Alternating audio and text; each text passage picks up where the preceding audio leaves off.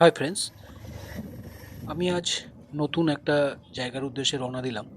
নতুন বললে হয়তো ভুল বলা হবে, কারণ এখানে আমি বহু বছর আগে একবার এসছিলাম। জায়গাটার নাম আপনাদেরকে পরে বলছি। এই মুহূর্তে আমি ডিপ ফরেস্টের মধ্যে দিয়ে যাচ্ছি।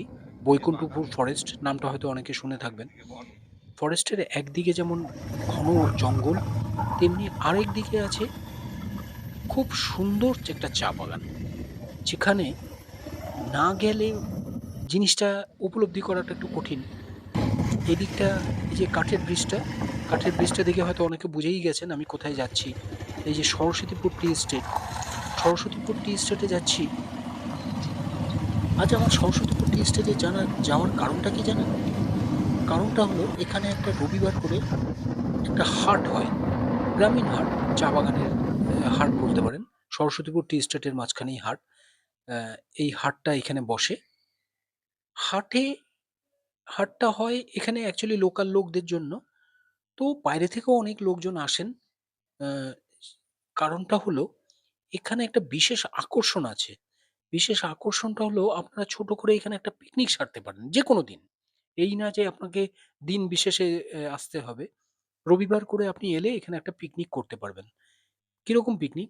এদিকে দেখুন, যেমন পিকনিকটা হলো এখানে আপনি হাঁড়ি কড়াই সবই ভাড়াতে পাওয়া যায়। আপনি নিয়ে এখানে মাংসের দোকান আছে। আ লোকাল খাসির মাংস বিক্রি হয়। লোকাল মুরগিও বিক্রি হয়। তো এখান থেকে মাংস কাটিয়ে নিয়ে আপনি অনায়াসে পিকনিকটা করতে পারেন। মাংস রান্না করেন। চলুন আপনাদেরকে আমি আগে দেখাবো।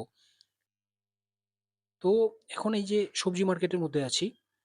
এই কুমড়ার ডোকাটা আমি দর করছিলাম। মানে আমার খুব ফেভারিট জিনিস। তো আমি ভাইকে জিজ্ঞেস করছিলাম কত করে।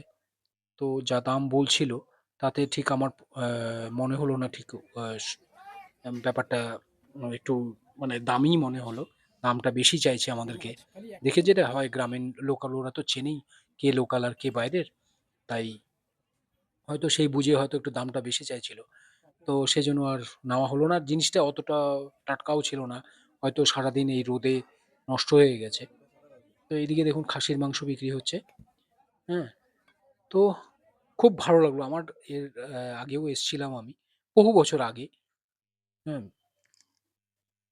তো এদিকে এই যে এখানে মুরগির মাংস, ওইদিকে দেখুন খাসির মাংস। এই যে মুরগির মাংস বিক্রি হচ্ছে, এটা অবশ্য পোল্ট্রির মুরগি। পোল্ট্রির মুরগির মাংসও বিক্রি হচ্ছে। মানে এই যে উনানগুলো দেখতে পাচ্ছেন? উনানগুলো হলো অ্যা কাঠের উনান, মাটির মধ্যে বানানো। এখানে অনেকে রান্না করে। কড়াই, হাঁড়ি সবই পাওয়া যায়। এই যে দেখুন, অ্যা এক দাদা দেখুন মাংস রান্না করছে। উনারা কয়েকজন মিলে এসছেন। শিলিগুড়ি থেকেই এসছেন হয়তো সবাই। মাংস রান্না করছেন। খাবেন, খেয়ে এখান থেকে রওনা দেবেন। অ্যা এখন মোটামুটি ৩:৩০ ৪টে মতো বেজে গেছে। হয়তো কিছুক্ষণের মধ্যে হাটটা অ্যা বন্ধও হয়ে যাবে। উঠে যাবে। বন্ধ হয়ে যাবে মানে উঠে যাবে। চলুন এবার কাপড়ের মার্কেটে এই যে দেখুন কাপড়ের মার্কেটের দিকে এইসব জামাকাপড়গুলো বিক্রি হচ্ছে। এখানে কাপড়ও পাওয়া যায়। এদিকে বিস্কুট, আ আনুষঙ্গিক এইসব বিস্কুট-টিস্কুটগুলো এদিকে বসেছে। ওই যে দূরে আরেকটা কাপড়ের দোকান। ভ্যারাইটিস টাইপের কাপড় এখানে বিক্রি হচ্ছে। ভালোই লাগলো। মানে পাওয়া যায় না এমন কিচ্ছু নেই। সব পাওয়া যায়। পরিমাণে এখন হয়তো দোকান কম, বন্ধ হওয়ার কিন্তু মুখে। পাওয়া যায় সবই। ঠিক আছে বন্ধুরা, তাহলে আজ আমার ভিডিওটা এখানেই শেষ করি। হুম?